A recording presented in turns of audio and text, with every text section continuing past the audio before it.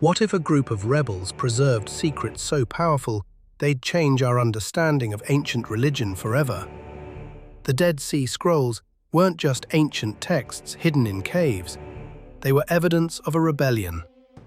Around 150 BCE, a group of Jewish dissidents fled Jerusalem and settled in the harshest environment imaginable, the Judean Desert near the Dead Sea. In the heart of the Judean Desert, a radical sect breaks away from mainstream Jewish society. These dissidents, likely the Essenes, reject the corrupted priesthood in Jerusalem and flee into the wilderness near the Dead Sea. Their crime? Refusing to compromise their strict religious beliefs.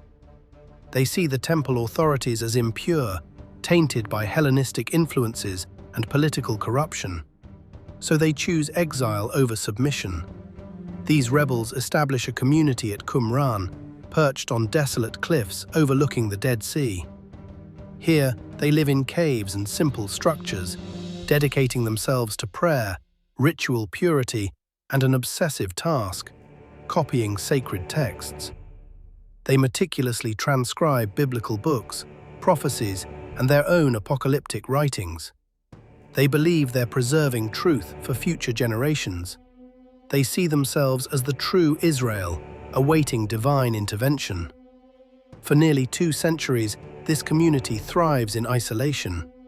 Then, when the Romans destroyed Jerusalem in 70 CE, the sect hides their precious scrolls in clay jars, tucking them into desert caves. They never return, forgotten for almost 2,000 years.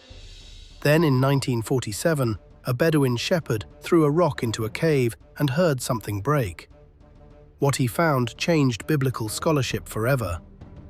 These rebels who fled into the desert ended up preserving the oldest known copies of biblical texts we have today. The Dead Sea Scrolls become the archaeological find of the century, containing the oldest known biblical texts and revealing a turbulent period of religious diversity. These ancient rebels couldn't have imagined their defiant act of preservation would illuminate history 2,000 years later.